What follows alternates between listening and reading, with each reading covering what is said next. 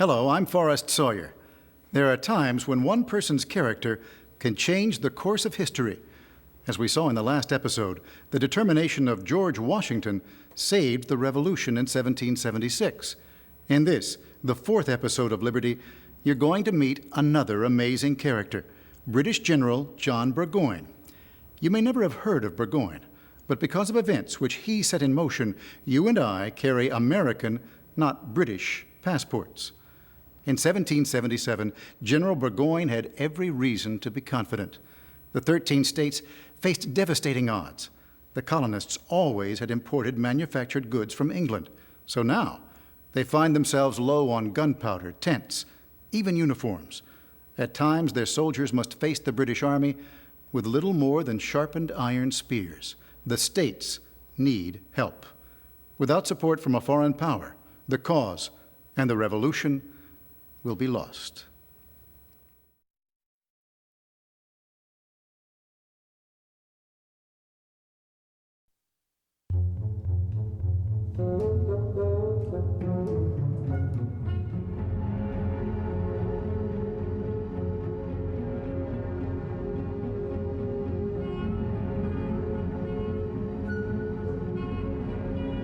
The French port of Nantes, December 1776. A ship arrives carrying an important visitor from America. England's ambassador to France is alarmed. He sends a secret message to London. To Lord Weymouth, I learned yesterday evening that the famous Dr. Franklin has arrived at Nantes. Some people think that he has come to France on personal business. I am convinced that he is here on some secret business from Congress. He is a devious man, incapable of truth, and will, I'm sure, try to draw the French into openly supporting the cause of the rebels. To the French Foreign Minister, we request an audience with Your Excellency when we may have the opportunity of presenting our credentials. We beg to acquaint Your Excellency that we are appointed and fully empowered by the Congress of the United States to negotiate a treaty of friendship and commerce between our two countries. Benjamin Franklin. Britain and France were traditional enemies, of course. They had fought one another in wars for a long time. And in particular, in the previous war, the French and Indian War, the French had been catastrophically defeated. A very substantial part of their colonial empire had been lost. And what was perhaps even worse than the actual material loss, they were intensely humiliated. The French felt that they had lost their honour in suffering successive defeats at the hands of the British. And there's an intense, bitter yearning for revenge. The Americans realize that the fate of the revolution depends on France. They have sent their only experienced diplomat to argue their case. Franklin arrives in France to convince Louis XVI's government that they should come in on the side of these American rebels against their hated enemy, Great Britain. Naturally, the French are reluctant. As eager as they were to seek revenge, they're reluctant to get themselves caught if the Americans should suddenly settle with the British and the French find themselves in a world war with Britain without the support of the Americans. So there's a good deal of suspicion on the part of the French whether the Americans have the stuff to make this revolution stick. So they're looking for victories, which of course they see none. King Louis XVI refuses to receive Benjamin Franklin. This is not going to be an easy mission.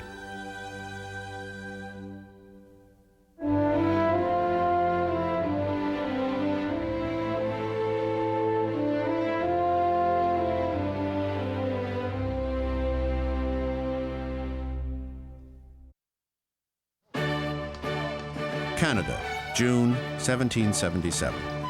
British troops assemble on the banks of the Richelieu River. They plan a major attack on the United States from the north.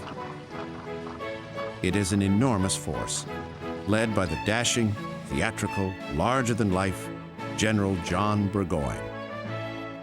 I can't ask for anything better than this army of professionals. The mob of undisciplined provincials won't have a chance against them. I have instructed the officers to count on the bayonet. The rebels can't stand up against the bayonet. They hide behind trees, relying on their rifle pieces. Gentleman Johnny Burgoyne was a socialite general, a young man about town, charming, innumerable friends, very competent playwright. Burgoyne, better playwright than general. His farces are still worth listening to. In England, Horace Walpole, a political insider, comments. Ah, yes, Burgoyne the pompous. He's the natural son of Lord Bingley, but he did not inherit any of his estate. He's a gambler. Some say he cheats, but in fact he plays very well. I heard him speak in Parliament. He never impressed me much with his brilliance, but he's a useful commander. He feeds the press and the public with many exciting accounts of his exploits.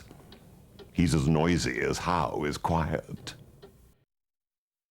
Burgoyne's master plan is for two British armies to seize control of the Hudson River, one attacking down from Canada, the other up from New York City. This would isolate New England from the rest of the colonies. This is the famous Hudson, Lake Champlain, Richelieu corridor, which is one of the most fought-over places on Earth. Everybody knew that if you could get control of it, you then were master of the northeastern United States.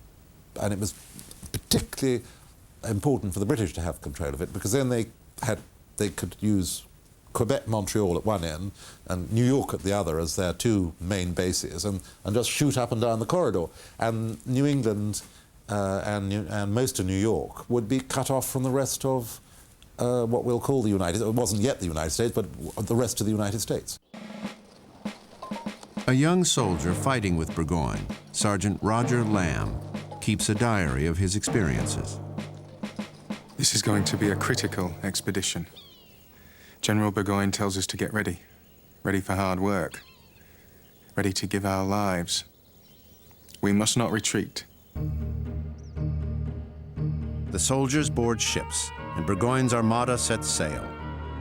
Their destination is Albany. In New York City, General Howe is making preparations for some large operation.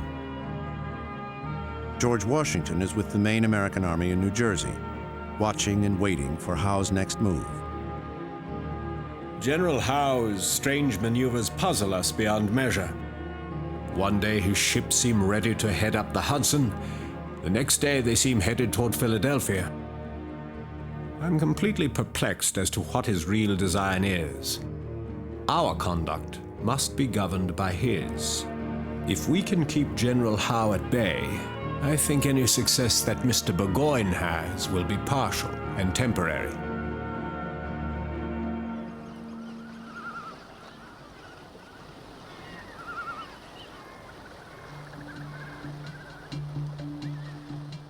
Burgoyne's army travels down Lake Champlain, a smooth 3-week sail. On July 1st, they arrive at what everyone considers the single largest obstacle of the campaign, Fort Ticonderoga. The fort dominates a narrowing in the lake. No invaders can get their boats past this point without coming within range of the fort's deadly cannon. This stronghold is being defended by 2,000 heavily armed Americans. Overlooking Ticonderoga is Mount Defiance. It is steep and rugged. Nobody imagines that it can be fortified. But in an extraordinary feat of military engineering, Burgoyne's soldiers managed to cut a path up its back slope. The following morning, the Americans are stunned to see British guns trained down on them. They realize that the fort is indefensible and flee for their lives. It was a very emotional deal for the Americans. Fort Ticonderoga stood as the great bastion to stop invasions from the north. And suddenly, the British were able to breach it. And this had a tremendous impact on America. The tie had broken. and the British were streaming down the Champlain Valley. It looked like all was lost. Torrents of success. The opposition is swept away, all of us. Officers and men see the end in sight. Albany within our grasp. New England finally submitting to British rule. To Lord Germain, nothing can now stop us on our passage to Albany. Credit for this victory goes to my officers and superior equipment. My merit is small. After we take Albany, I request the King's leave to return to England. My constitution is not fitted for the American winter. In London, an ecstatic King George III gets the news of the fall of Ticonderoga. I beat them. I have beat the rebels.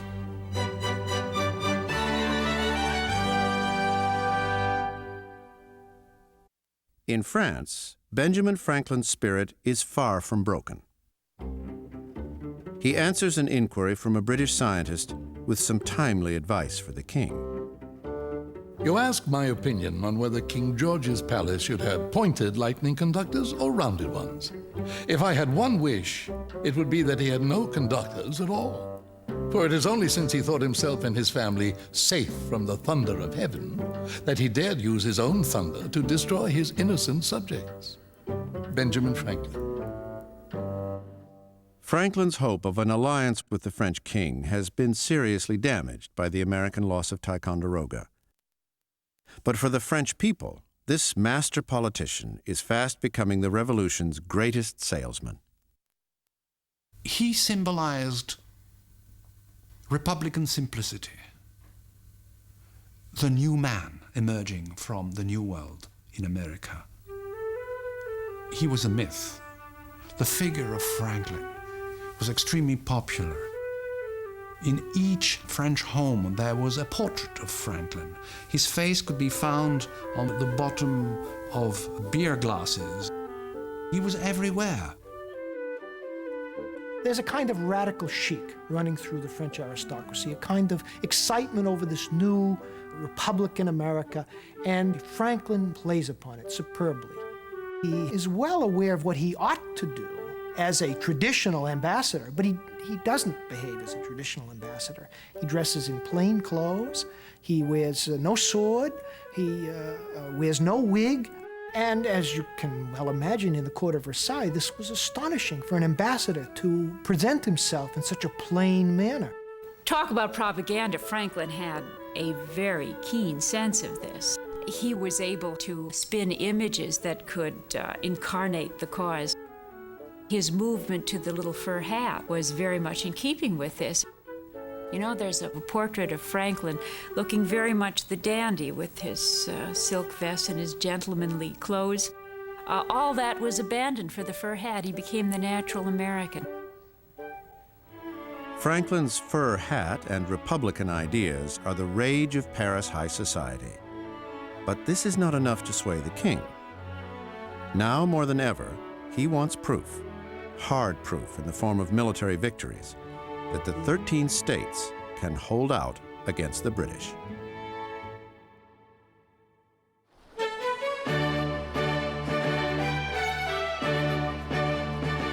Burgoyne's ships have just arrived at the southernmost tip of Lake Champlain. The lake does not connect with his next objective, the Hudson River. The British must now disembark and travel by land. Burgoyne's army of over 8,000 is a huge, unwieldy force. Half are British, half are German mercenaries, the notorious Hessians. Traveling with the army are 2,000 women and a large number of children. It was a long-standing tradition for enlisted men, in order to keep them in the army, to be allowed to bring their dependents with them. The women in the camp did all the housekeeping chores. They cooked, they cleaned, they nursed, they foraged. They were essential in many ways for the survival of the army. High-ranking officers and their families live in style. Baroness Frederica von Riedessel is traveling with her husband, the commander of the Hessian troops. I sent back most of my baggage and have kept only a small summer wardrobe. As we were going to be traveling further, I had a small carriage built with seats for my 3 children and the servants. So we are traveling in the midst of the soldiers, who are merry, singing songs and burning with a desire for victory. General Burgoyne, he likes to make himself comfortable. He spends most of the night singing and drinking and cavorting with the wife of one of his officers, who is his mistress. She is as fond of champagne as he is. One of the great mysteries of Burgoyne is how he thought he could carry both his army and all of the baggage and so many what seemed to us superfluous people with him down the back country. I mean, he had 30 carts with his personal possessions, including several cases of champagne and changes of clothing. Seemed totally inappropriate to this situation.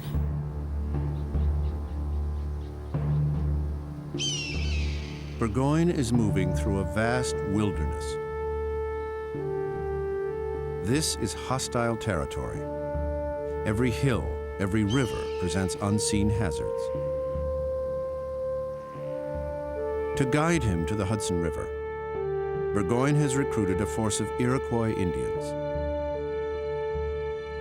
Both sides, both the British and the colonials, were working for the participation of the Iroquois in the war, although officially they were supposedly urging the Iroquois to remain neutral and stay out of this white man's war.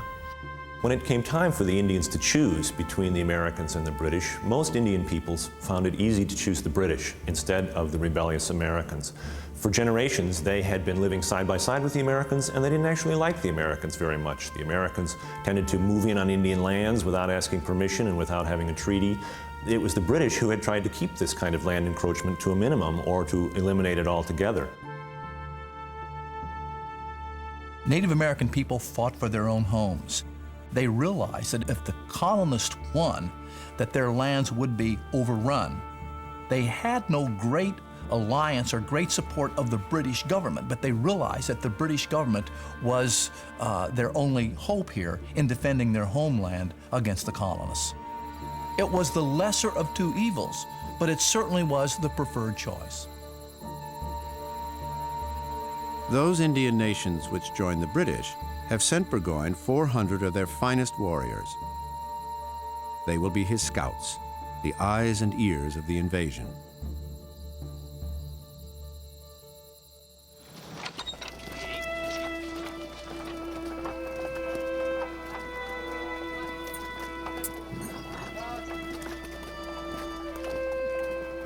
Only 23 miles separate Lake Champlain from the Hudson River. 23 miles of dense, primeval forest of enormous pines and maple trees. Burgoyne's mile-long train of carts, pulled by pack animals, must somehow hack its way through this seemingly endless wilderness. Geography becomes his worst enemy. People back home can't imagine what this country is like. Hundreds of rivers and lakes. And a person can wander 1,000 miles without meeting another human being. The porcupines are the size of a small dog. Tasty when roasted, like a suckling pig. Europeans had long since devastated their forests. So when they come to America, they see all of these trees. They're overwhelmed by the forests. There was no New York thruway to come down on. They had to hack their way through forests and trails. And it was a excruciating experience. It took them months. The route must cross deep ravines, swamps and bogs. Burgoyne's soldiers must build 40 bridges and causeways, some over 2 miles long. Progress is excruciatingly slow, less than 1 mile a day. For the Hessians, This is their first taste of the American wilderness. If I weren't here, I would have never believed that such a terrible place as this exists in the world. It's hot and sticky in the day, and at night it is cold and foggy. Last night we had thunderstorms with much heavier thunder and lightning than I've ever experienced in Germany. In camp we are constantly waging war against the flies. At night, snakes come visit us in our tents. I cannot describe how terrified I am of them.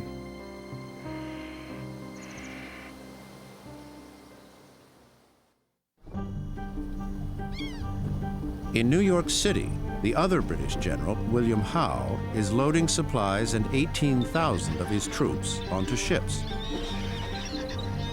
Washington, with the main army in New Jersey, watches helplessly as Howe's troops set sail.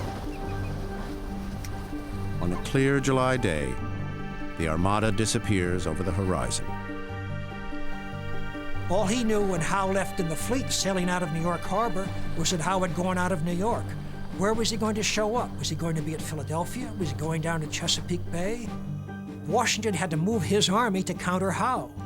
And he had men all along the eastern seaboard. He possibly might be going down to Charleston, he didn't know.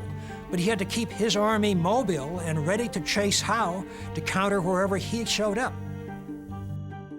Unable to spare any men, Washington makes an appeal to the New England militia to stop Burgoyne's advance.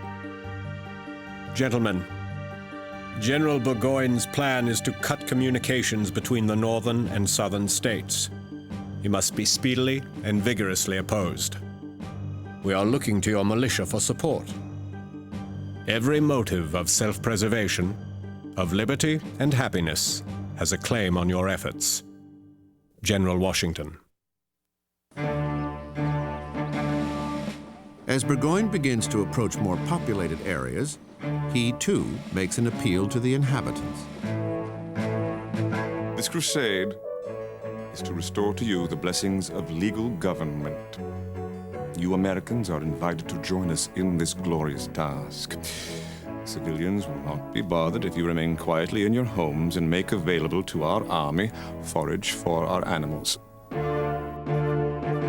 Burgoyne's words have the opposite effect. Burgoyne talked too much and wrote too much. I mean, it was a very high-profile invasion that he conducted, thanks to his own style of conducting it, and in fact helped to solidify American motivation to resist him. For nearby farmers and townspeople, the advancing British army has suddenly become very real. The Americans start to assemble into their militia units. The Englishman, Nicholas Cresswell, is finding his travel plans disrupted. New recruits are collecting in every town on the continent. In a few months, the rascals will be stronger than ever. Even the preachers have turned their pulpits into drums, summoning all to arms among this cursed rabble. Damn them all! Burgoyne is beginning to encounter scattered opposition. He issues a more ominous proclamation. To those who continue this stubborn rebellion will come the vengeance of a state against its willful outcasts. The Indian forces under my direction will wreak devastation, famine, and every imaginable horror on those who resist us. Even though Indians and colonists often got along, trading with one another and forming alliances, most colonial Americans were terrified of the native peoples who were at their borders. These Indians were very effective warriors. They could strike over long distances, suddenly, swiftly, and then disappear again into the forest and head home. As these stories developed over time, they became embellished, they became exaggerated, and they achieved a currency in colonial America that made Indians very feared warriors indeed. General Burgoyne, knowing this fear, used it as a weapon of terror and publicized his Indian allies in northern New York. But Burgoyne's strategy backfires. In late July, a young woman, Jane McCrae, engaged to a British officer, is brutally murdered. No one will ever know for certain how Jane McCrae was killed and by whom. But the Americans knew from the very first news of this killing how they would use it. They would use it to great effect against the British by playing upon people's fears of these Indian warriors. The murder of Jane McCrae is retold and embellished in melodramatic paintings and exaggerated newspaper accounts. The story spreads throughout New England. The Americans, who were masters of propaganda, said, here is a woman, a beautiful woman, who was a fiancée of one of the officers with Burgoyne. And Burgoyne's Indians scalped her. Now, if this is what's being done to the women who are allied with his own forces, what are they going to do with your wives and your children when they get here? And they're coming. And the New England troops just turned out in droves.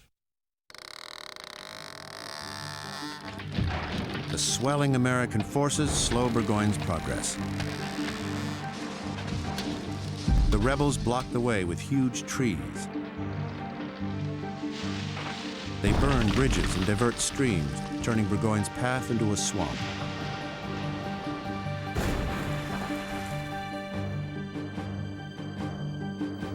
The enemy are at home here. They know this damn countryside, so they have a huge advantage.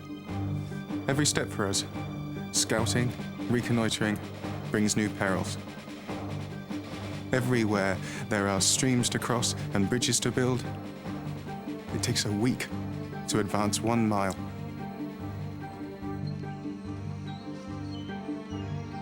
The Americans do everything they can to impede his advance, to slow it, to make it expensive. And it is very slow, and it is very expensive in terms of labor and in terms of the British supplies consumed. The more you can stretch out the march of the army in time, the more of its own supplies that it's bringing with it are being consumed by that army. These supplies. For every hour I devote to figuring out how this army must fight, I have to spend 20 hours trying to figure out how to keep it fed. Campaigning before the coming of the railway and before the coming of preserved food was a nightmare for generals, and it was their greatest problem. Fighting battles was easy. Supplying the armies while you marched them to the place where you were going to fight the battle was an absolute endless scenario of difficulties for the general. Desperate for supplies, Burgoyne's soldiers plunder nearby farms. This first contact with the army terrifies the civilian population. But the people are afraid not only of swords and bullets, they know that armies carry with them deadly diseases, especially that most terrible of killers, smallpox. Diseases that occurred in epidemic proportions, such as diphtheria, smallpox, yellow fever, could decimate a population. As much as 10 or 12% of the population could die in a very brief period of time. Smallpox inoculation in the 18th century consisted of taking a threaded needle, drawing the thread through an infected pustule, and then pulling the needle under the skin of a person who was not infected, thus infecting that person through inoculation. But inoculation is unreliable. There is a real risk of dying from the procedure. Abigail Adams writes to John in Philadelphia. My dearest friend, I am as healthy as I have ever been since my inoculation with the smallpox. All of my attention is devoted to the care of little Charles. We tried 3 times to inoculate him, but unfortunately they did not take, and now he has contracted the disease the natural way. He is very bad, John. The symptoms rose to a burning fever, stupefaction, and a delirium which has lasted 48 hours. Eruptions have taken place, and his face will be quite covered.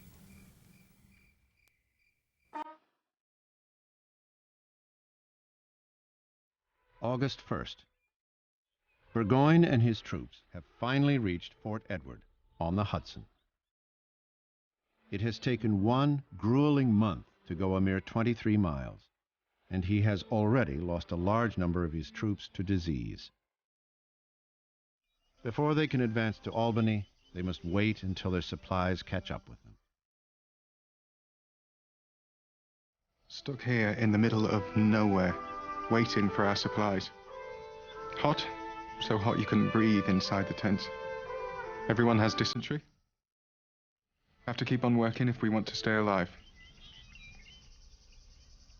Time is slipping away. Burgoyne hears of a large supply of horses near the town of Bennington, 12 miles east of the Hudson in what is now Vermont. He decides to send a company of soldiers to seize them.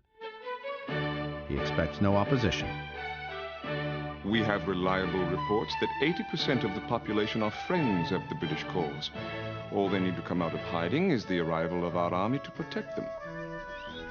There's no doubt that Burgoyne exaggerated loyalist action and sentiment. Like many people, he believed the good news that he heard or that he was willing to create for himself and did not wish to hear bad news. He would not be the first nor the last general in history to do that. To seize the horses near Bennington, Burgoyne dispatches 800 Hessian soldiers. The German horsemen put on their 20-pound riding boots and march off into the wilderness. At their head is Lieutenant Colonel Friedrich Baum. For someone who is to enlist the support of the Loyalists, he is a strange choice. Lieutenant Colonel Baum does not speak one word of English. Und General Burgoyne, wir haben 5 Gefangene genommen, die uns darüber informierten, dass 1800 Männer in Bennington sind, die jedoch weglaufen werden, wenn wir uns annähern. Baum had been told, don't worry, you'll see men in farm clothes with muskets. They're mostly loyalists coming to join you, so don't let them worry you. So he saw these Americans, old farmers going around with muskets on their shoulders. He thought they were coming in to help him, so he didn't do anything about it. Suddenly, they started and they hit him from all sides. It's a trap. The party is surrounded. Baum and all of his men are killed or captured. I see my fellow countrymen on the ground, bleeding, shaking, crying for help. On the way we pass Colonel Baum lying almost naked in a cart, shot through the stomach. He is screaming in pain that the cart should go more slowly. But the Americans do not understand our language. The future frightens me. Here I am in a country in which everyone seems very enraged. What will become of me?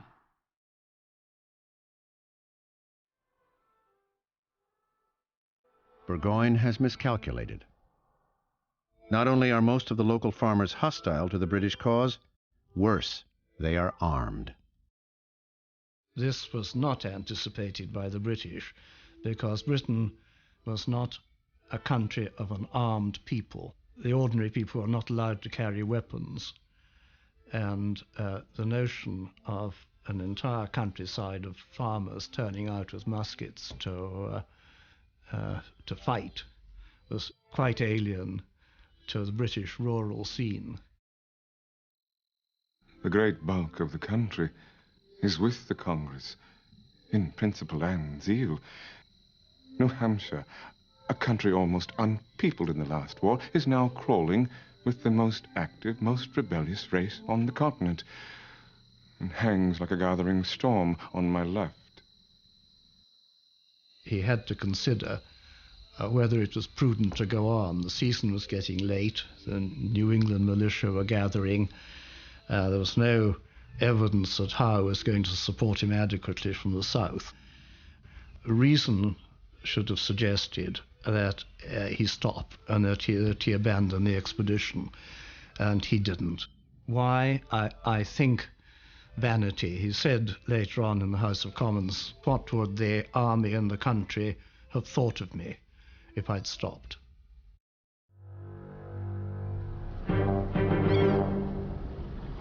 In late August, General Howe's armada is sighted on Delaware Bay. His plan is to take Philadelphia, the capital, first, and then meet up with Burgoyne. The war is now advancing on two fronts. Washington and his army rush to Philadelphia's defense. Outside of Albany, members of the Northern militia are gathering to oppose Burgoyne. They are led by the very popular General Horatio Gates. John Adams writes home from Philadelphia. My dearest friend, Congress has sent Gates to take charge of the army in the North. This is what people from New England wanted. Now let them turn out in force. A fleet of 100 ships was seen off the Delaware Capes. Where, how this scourge of God and plague of mankind is going to land, nobody can guess. But don't be anxious for my safety. When Howe comes to Philadelphia, I shall run away, I suppose, with the rest of Congress. Dearest friend, we have not heard any news from the North. I long for some grand, important action somewhere. Burgoyne with his grand airs must be humbled to the dust. The call for men is hurting the farm. My head Negro has left in the middle of haying. What will I do now? I am not going to complain. If I have neither molasses, nor sugar, nor tea, nor coffee, I can live without them.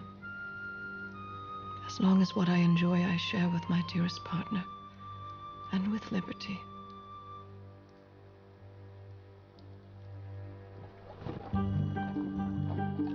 Outside of Albany, the militia continue to pour in, reinforced by the soldiers who have fled Fort Ticonderoga. Burgoyne continues his advance. It takes him another month to reach Saratoga. From here, it seems easy. A road leads straight to his objective, Albany, 20 miles to the south. But there is a new crisis. Burgoyne's Indian scouts are deserting the army.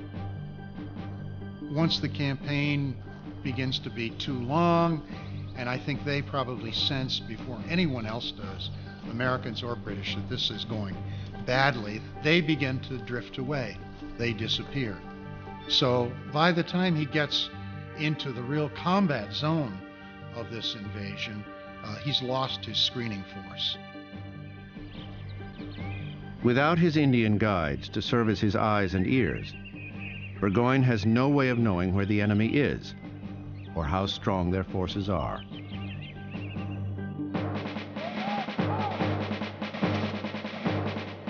The American army, with its citizen soldiers of the New England militia, is now over 7,000 strong. They are encamped on a piece of land called Freeman's Farm, overlooking the only road to Albany. And now they wait. September 19th. Burgoyne's troops march into a clearing at Freeman's Farm. They see no American soldiers. Suddenly, from the surrounding woods, they hear a strange sound. Turkey gobbling. It is the secret code of Daniel Morgan's Rifle Corps. Their order, in flagrant breach of 18th century military etiquette, is to aim directly at the officers. Several Americans place themselves in high trees, and when they see a British officer's uniform, they kill him by deliberately aiming at his person. Men, and particularly officers, drop on either side of me. The Americans too have heavy losses, but more and more of their reinforcements keep arriving.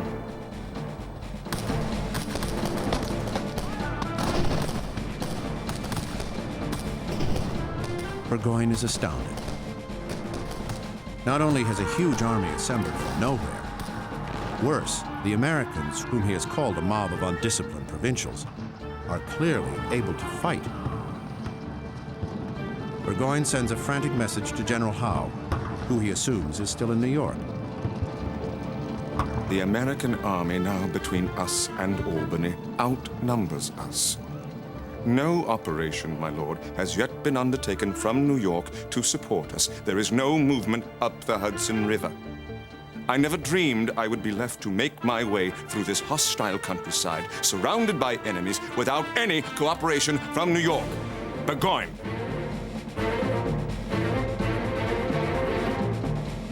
What was supposed to happen with Burgoyne and Howe in 1777 is a puzzle which historians have been teasing out ever since it happened, and it's still very far from clear. If Howe had seriously thought that Burgoyne's campaign depended on him, it wouldn't have been very difficult to make a detachment up the Hudson River to help him. Conversely, if Burgoyne had imagined that his success depended on what Howe was doing, one supposes he might have taken some steps to inform Howe of exactly where he intended to be and when, which he didn't. Howe was having troubles of his own. His advance toward Philadelphia is meeting with stubborn resistance from Washington and the main American army. Howe fights and wins a fierce battle at Brandywine Creek. Both sides suffer heavy losses. Howe finally captures Philadelphia on September 26th. It is a hollow victory. Congress has fled. In European terms, the capital is the seat of government, the seat of the monarch, and the mere threat of the loss of the capital would bring a government to terms. The same thinking must have influenced Howe's constant feeling that he ought to get Philadelphia, that Philadelphia was somehow the capital, whatever that might mean in America, and that this would perhaps be a solution and lead to a political settlement. But on the Americans went. At Saratoga, Burgoyne is outnumbered 2-1, and the American forces continue to grow. He holds an urgent meeting with his generals. Baron von Riedesel and Simon Fraser urge him to retreat across the Hudson. Instead, Burgoyne orders another direct assault on the American army to force a passage to Albany. Burgoyne was a gambler by temperament, loved gambling all his life. His temperament was not cautious. And as far as he was concerned, he was trying to execute a strategy which could work and which it was worth trying. October 7th, 2 o'clock in the afternoon. The British begin their attack.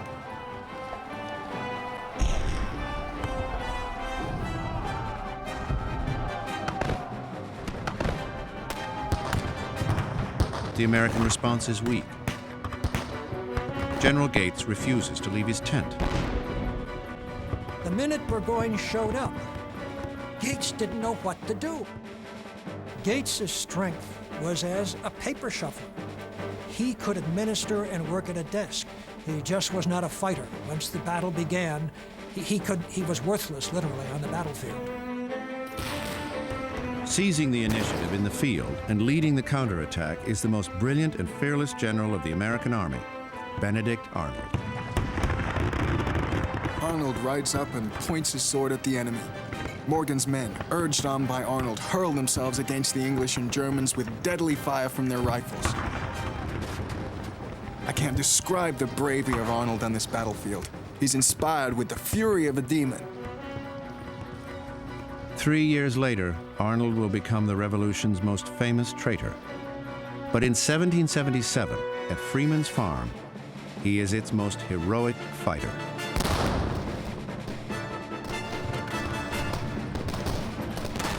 Arnold's horse is shot from under him. Seriously wounded, Arnold rallies his men to carry on the attack. Arnold, as a field general, was electric to the men. And when he was there, they would do things no one else could get them to perform. And here he broke the line, the last line that Burgoyne had. With that, Burgoyne had to start to retreat. The British officers, ignoring their own personal danger, lead their troops in one last stand. General Fraser is hit. He was shot by a rifleman hiding in a tree. Everyone, from Burgoyne to the lowliest private, is stunned. He's faint, and he's losing blood. He asked if our army is defeated. We told him no. He appeared for the moment, pleased. About 3 in the afternoon, we are waiting for our dinner guests. Instead, they bring in General Fraser on a litter. They clear the table and use it as a bed for the general. The ball has gone through the general's bowels. All night I hear him lying there, groaning. All fatal ambition, and poor General Burgoyne, and my poor wife. He dies at 8 o'clock the next morning.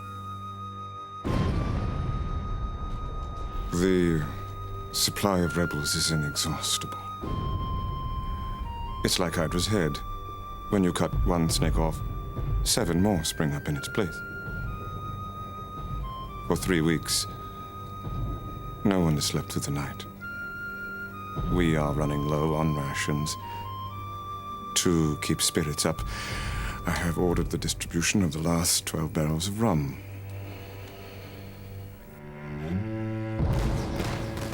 October 10th, 2 in the afternoon. We take refuge in the cellar. My children lie on the earth with their heads on my lap. The sounds of the battle are growing louder, and I am sitting in the corner, trembling. I am more dead than alive. Not so much because of mine own danger, as from worrying about my husband. Of all the women whose husbands have been killed or wounded, shall I be the only fortunate one? We hear this huge sound, like the howling of dogs. At first we think it's a trick of the enemies, so we send out a detachment to reconnoitre. They come back and report to us. It's wolves. One sets up a cry when it finds a corpse. Then the others join it in that hideous sound as they rip it apart. The howling gets louder and louder. On October 17th, in a field near Saratoga, the British lay down their arms. Burgoyne's entire army is taken prisoner. Gone are all his dreams of easy victory, honor, and glory. General Gates met Burgoyne at the entrance to the camp.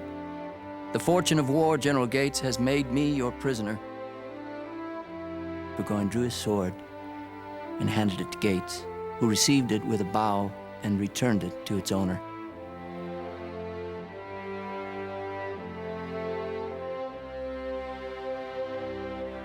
In their best military uniforms, with regimental colors flying, the British prisoners march into a clearing.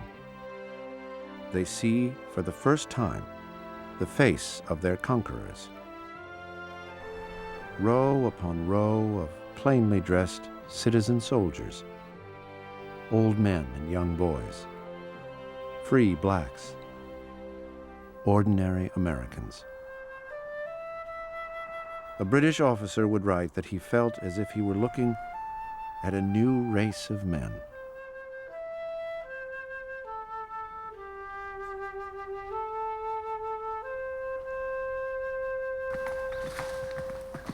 I rode post-haste from Nantes with the dispatches from America. I didn't have time to get off my horse when Franklin shouted to me, "Did Howe really take Philadelphia?" "Yes, sir," I said. And the poor gentleman sadly shook his head and was heading back to the house. I stopped him. "But, sir, I have greater news than that. General Burgoyne and his whole army are prisoners of war.